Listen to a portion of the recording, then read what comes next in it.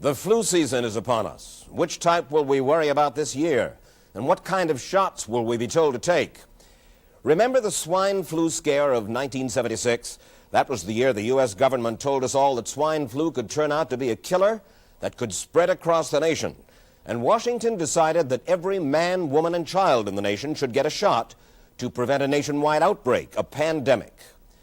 Well, 46 million of us obediently took the shot.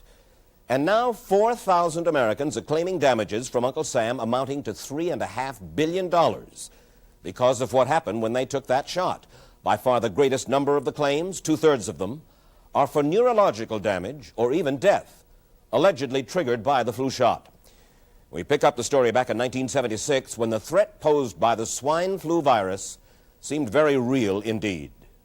This virus was the cause of a pandemic in 1918 and 1919 that resulted in over 500,000 deaths in the United States, as well as 20 million deaths around the world. See how easy it is to... Thus, the U.S. government's publicity machine was cranked into action to urge all America to protect itself against the swine flu menace. Influenza is serious business. During major flu epidemics, millions of people are sick and thousands die. Well, this year you can get protection. The vaccines are safe, easy to take, and they can protect you against flu. So roll up your sleeve. Protect yourself.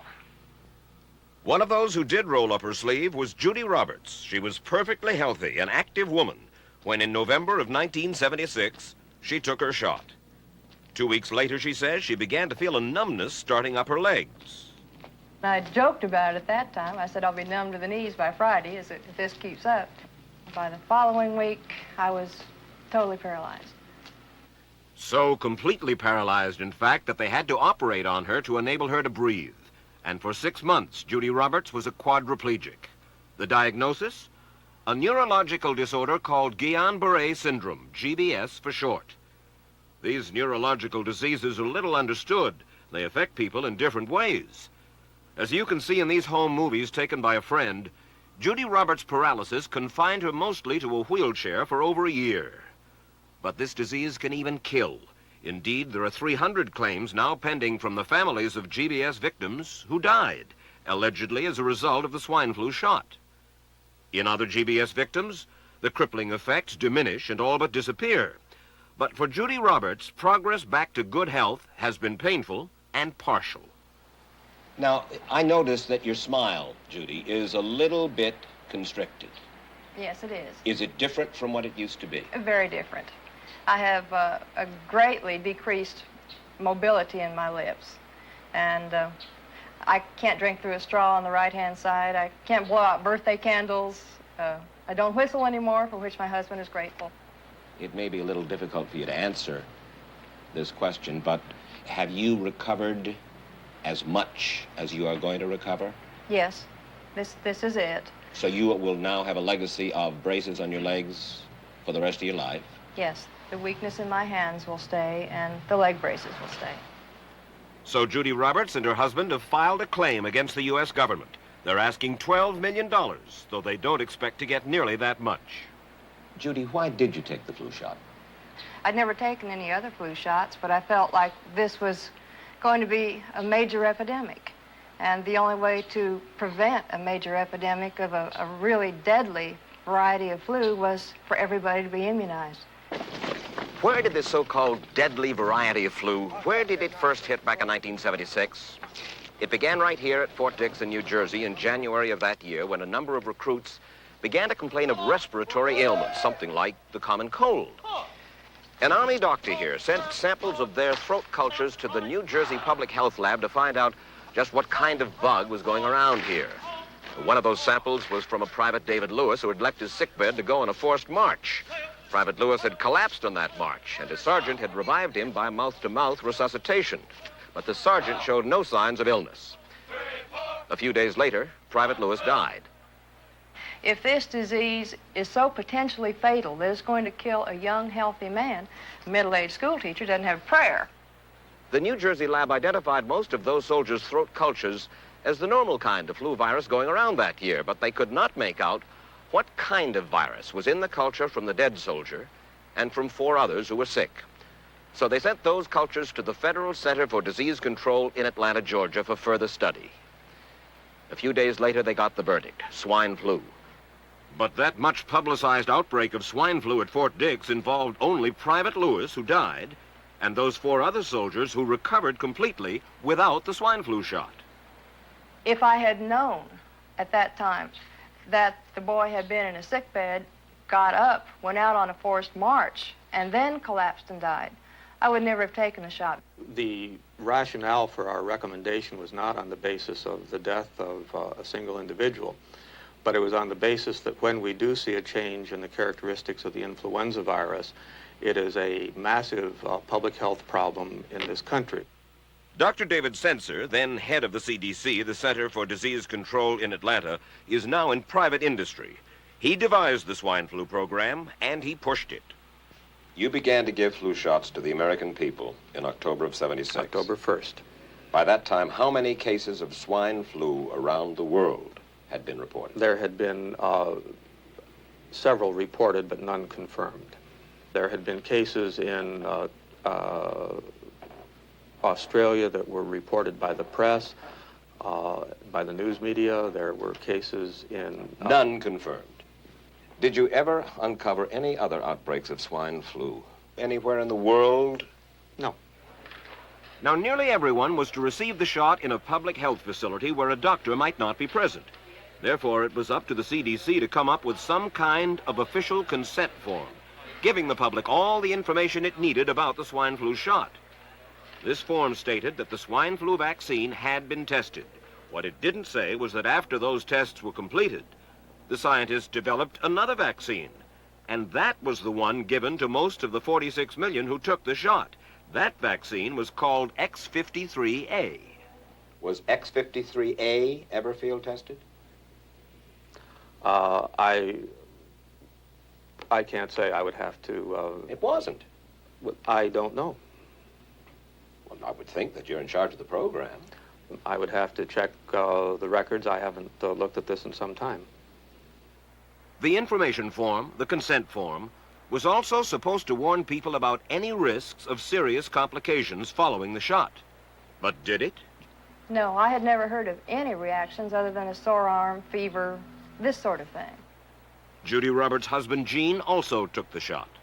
Yes, I looked at that document. I signed it. Nothing on there said I was going to have a heart attack or I get Guillain-Barré, which I never heard of.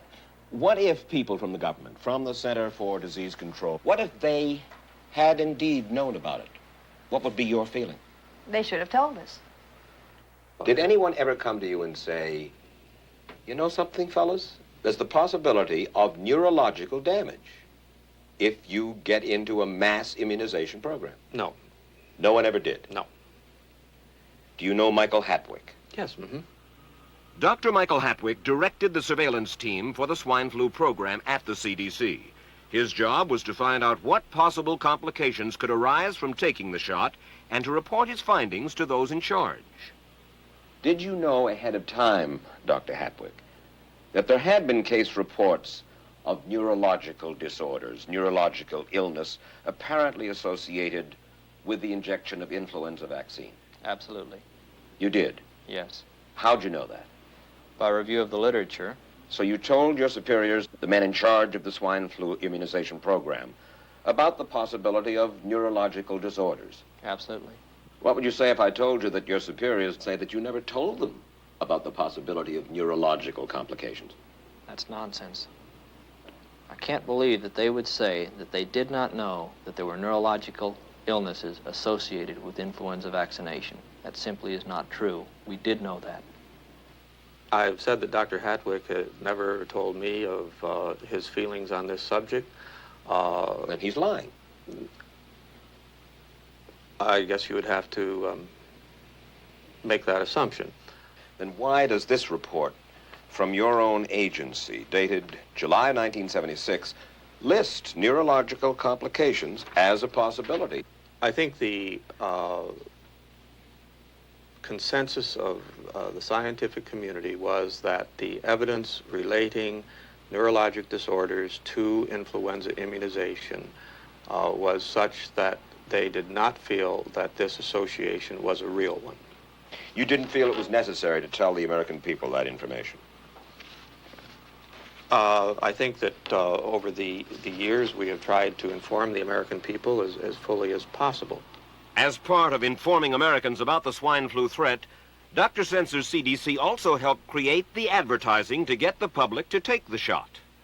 Let me read to you from one of your own agency's memos planning the campaign to urge Americans to take the shot. The swine flu vaccine has been taken by many important persons, he wrote. Example, President Ford, Henry Kissinger, Elton John, Muhammad Ali, Mary Tyler Moore, Rudolph Nureyev, Walter Cronkite, Ralph Nader, Edward Kennedy, etc., etc. True? I'm not familiar with that particular piece of paper, but I do know that at least of that group, President Ford did take the vaccination. Did you talk to these people beforehand to find out if they planned to take the shot? I did not know. Did anybody? I do not know. Did you get permission to use their names in your campaign? I do not know. Mary, did you take a swine flu shot? No, I did not. Did you give them permission to use your name saying that you had or were going to? Absolutely not. Never did. Did you ask your own doctor about taking the swine flu shot? Yes, and at the time he thought it might be a good idea. But I resisted it because I was leery of having the symptoms that sometimes go with that kind of inoculation. So you didn't? No, I didn't. Have you spoken to your doctor since? Yes. And? He's delighted that I didn't take that shot. You're in charge. Somebody's in charge. This is your advertising strategy that I have a copy of here. Who's it signed by? This one is unsigned. But you'll acknowledge that it was your baby, so to speak. It could have been from Department of Health, Education, and Welfare. It could be from CDC. I don't know. I'll be happy to take responsibility for it. It's been 3 years now since you fell ill with GBS, right? Right. Has the federal government, in your estimation, played fair with you about your claim? No, I don't think so. It seems to be dragging on and on and on, and really no end in sight that I can see at this point. With respect to the cases of Guillain-Barré, allegedly... Former Secretary of HEW Joseph Califano, too, was disturbed that there was no end in sight. So a year and a half ago, he promised that Uncle Sam would cut the bureaucratic red tape for victims suffering from GBS and would pay up quickly.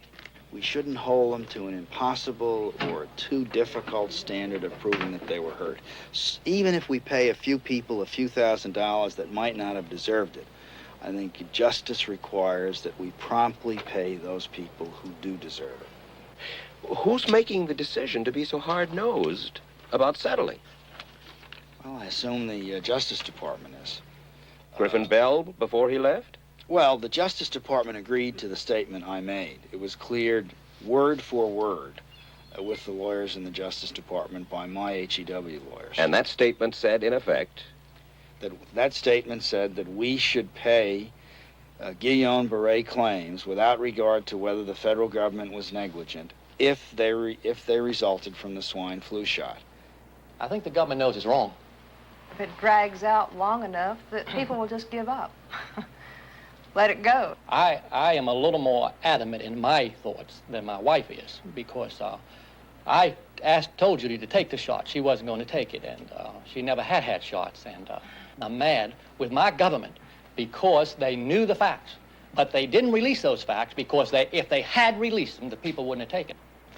And they can come out tomorrow and tell me there's going to be an epidemic, and they can drop off like flies next to me. I will not take another shot that my government tells me to take. Meantime, Judy Roberts and some 4,000 others like her are still waiting for their day in court.